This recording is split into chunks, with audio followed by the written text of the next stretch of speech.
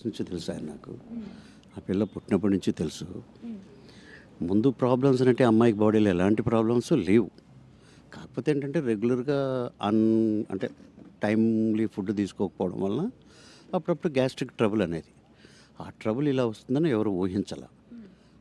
నిన్న morning problem వచ్చింది. నిన్న మధ్యాహ్నం హాస్పిటల్‌లో జాయిన్ చేశారు. నైట్ 12:30కి కార్డియాక్ అరెస్ట్ అయ్యి చనిపోయారు. అంటే రాజేంద్ర ప్రసాద్ గారు చెప్పడం జరిగింది. అసలు నా కూతురుతో మాట్లాడట్లేదని చెప్పడం జరిగింది.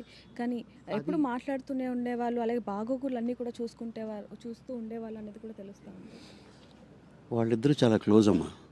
ఎంత క్లోజ్ అంటే కొడుకుతో కన్నా కూతురుతో బావుంటాడు. అవన్నీ ఫాల్స్ న్యూస్‌లు మాట్లాడట్లేదని.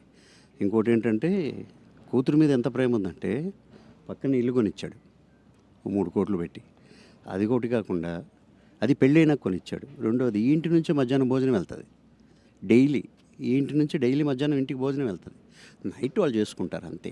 ఎందుకంటే ఆయన చెప్పాడు కూడా ఇక్కడి నుంచి పంపించండి అని. అంత ప్రేమ ఉంది తప్ప కూతురు ఉన్నదో కూతురు ఒక కొడుకు. దాంట్లో ఇంక ఏదో మ్యారేజ్ జరిగినప్పుడు ఏవో చిన్న చిన్నవి ఉంటాయి. That's common thing. ఎవరింట్లో అయినా అది. ఈయనింట్లో కాదు ఎవరింట్లో అయినా కామన్ థింగే అది. నౌ వాళ్ళు చాలా బావుంటారు. ఇంట్లో అందరికన్నా వాళ్ళిద్దరే బావుంటారు.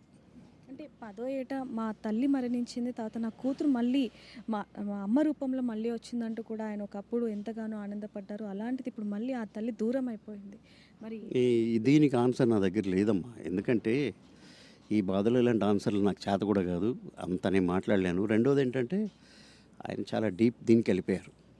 నిజమే. ఒక తల్లిని పోగొట్టుకొని మళ్ళీ తల్లి లాంటి తల్లిని పోగొట్టుకోవడం అనేది కష్టం. ఎస్ ఇక్కడ చూడొచ్చు మనోజ్ సెక్రటరీ చెప్పారు మాటలు. ఆయన కళ్ళలో కూడా అసలు నీళ్లు ఆగని పరిస్థితి అయితే మనకు కనిపిస్తూ ఉందనే చెప్పాలి.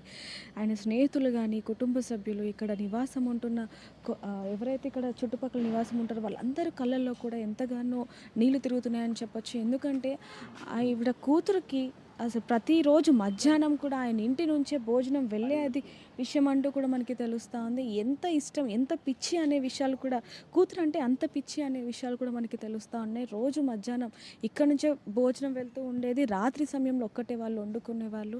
అసలు ఈ విధంగా జరుగుతుందని అసలు ఎవరు కూడా ఊహించలేదు. కేవలం సరిగ్గా అంటే టైం టు టైం సరిగ్గా ఫుడ్ తినక ఈ విధంగా జరిగిందంటూ కూడా ఇక్కడ వాళ్ళందరూ కూడా చెప్పడం జరుగుతుంది. ఏదైనప్పటికీ తల్లిని కోల్పోయిన బాధలో అయితే ఉన్నారని చెప్పొచ్చు. ఎందుకంటే ఆవిడని ఎప్పుడు కూడా కూతురులాగా చూడలేదు. ఎప్పుడు సొంత తల్లిలాగా చూసుకున్నాను అంటూ కూడా ఆయన చెప్పడం జరిగింది. ఎంత బాధపడుతున్నారో అసలు ఆయన ఆ షాక్ నుంచి